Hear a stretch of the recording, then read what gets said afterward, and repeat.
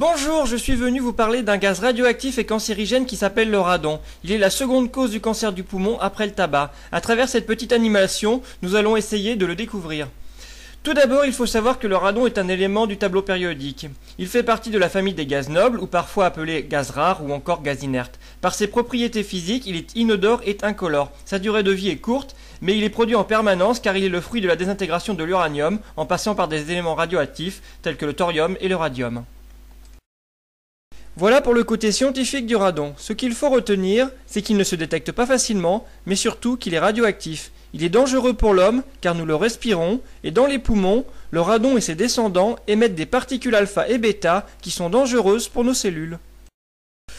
Le résultat de cette radioactivité présente en permanence est que le radon et sa filiation représentent plus de la moitié des doses naturelles reçues par l'homme.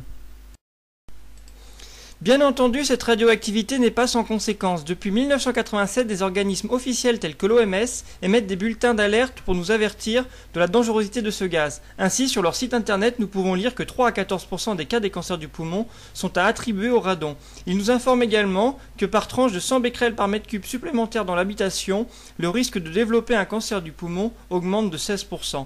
Enfin, ils émettent une recommandation de 100 becquerels par mètre cube à ne pas dépasser dans les habitations, ou alors, si ce n'est pas possible, rester en dessous de 300 becquerels par mètre cube. En France, l'Institut national du cancer estime que le radon provoquerait entre 2500 à 3350 morts par an dans notre pays. À titre de comparaison, le radon tue 2 fois plus que l'amiante. Il a donc naturellement été placé comme une des priorités du Grenelle de l'environnement. Pas facile de se retrouver avec tous ces chiffres en becquerels par mètre cube. Pour comprendre, c'est assez simple. En Europe, il est préconisé de ne pas dépasser 200 becquerels par mètre cube. Pour un non-fumeur, vivre à 200 becquerels par mètre cube représente l'équivalent de fumer plus de 5 cigarettes par jour ou de passer plus de 141 radios des poumons. Pour les non-fumeurs, le radon est déjà la première cause du cancer pulmonaire devant le tabagisme passif. Pour les fumeurs et les anciens fumeurs, le radon est encore plus problématique. L'Agence américaine de la protection de l'environnement estime qu'un fumeur sous un environnement de 200 becquerels par mètre cube de radon double ses risques d'attraper un cancer du poumon, et l'ancien fumeur resterait au même niveau de risque que s'il était encore fumeur. Prenons quelques secondes pour faire le bilan de ce qui vient d'être dit. Tout d'abord, le radon est dangereux car cancérigène. Il tue en France entre 2500 à 3550 personnes par an, soit 2 fois plus que l'amiante. Sa présence n'est pas ressentie par l'homme.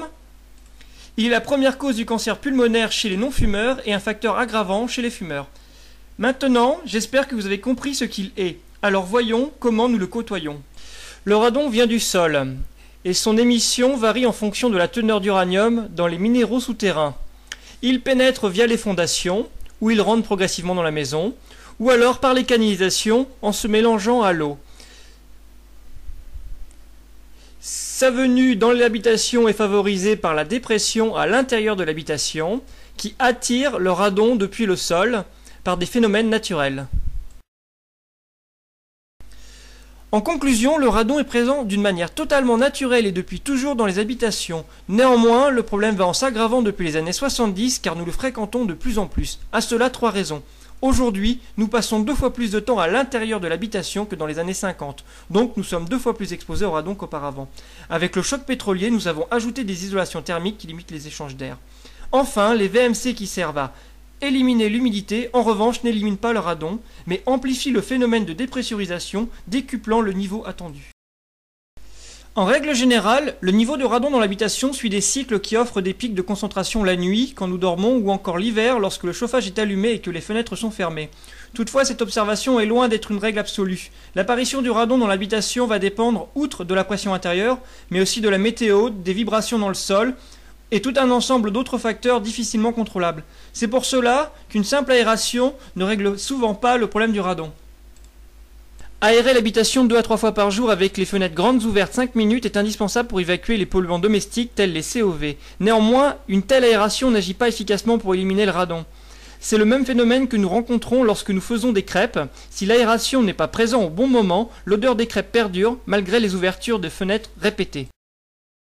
Donc pour synthétiser ce qui vient d'être dit, nos nouvelles habitudes de vie dans l'habitat favorise le radon et malheureusement il ne s'élimine pas simplement par une bonne hygiène d'air intérieur, même si cela reste indispensable pour les autres polluants. Toutefois, pas d'inquiétude, un problème de radon est corrigeable, mais pour l'éliminer, il faut d'abord être conscient qu'il existe, puis faire un bilan radon auprès d'un spécialiste avec des pastilles dosimétriques qui vous coûteront environ 30 € par pièce testée. Si suite au test vous avez un niveau de radon qui dépasse le seuil sanitaire, variable en fonction des organismes de recommandation qui vont de 100 becquerels par mètre cube pour l'OMS à 400 becquerels par mètre cube pour la France, vous devez agir pour réduire le radon. Pour cela, vous avez deux méthodes. Les plus anciennes sont les systèmes dits passifs. Ils sont des barrières à l'entrée au radon. Ils ont pour grand avantage de ne pas être coûteux en énergie, mais sont chers à installer et leur efficacité n'est pas garantie. Celles les plus recommandées sont dites actifs. Elles sont parfois sous forme de simple ventilation. Leur avantage réside dans leur prix d'installation et leur efficacité. En revanche, elles deviennent très vite coûteuses en énergie électrique, mais surtout thermique. Chaque solution présente des inconvénients importants. Il n'y en a malheureusement pas qui cumulent les avantages de chacune. Certains cumulent même les inconvénients. Mais souvenez-vous, dans cette présentation, je vous ai dit que le radon n'était pas émis en permanence, mais qu'il venait par vagues difficiles à prédire. De ce fait, il y a une invention astucieuse qui permettrait d'arriver à la solution idéale pour éliminer le radon à moindre coût d'installation et de fonctionnement. Pour la découvrir, je vous laisse avec les animateurs de ce stand.